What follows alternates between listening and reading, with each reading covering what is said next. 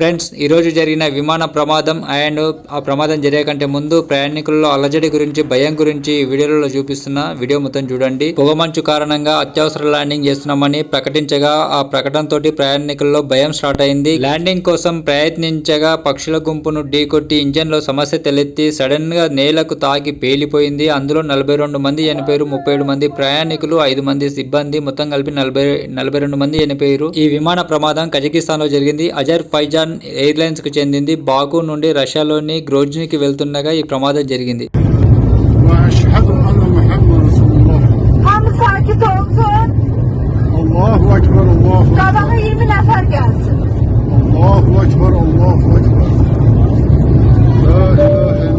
Friends, ఇది కొత్త channel, మీరు సబ్స్క్రైబ్ చేసుకొని ఎంకరేజ్ చేయండి. ఇటువంటి అప్డేట్స్ చాలా వస్తుంటాయి. మీరు సబ్స్క్రైబ్ చేసుకుంటే మాకు ఎంకరేజ్ చేసినట్టు ఉంటుంది. అండ్ వీడియో నచ్చితే లైక్ చేయండి. Thank you friends.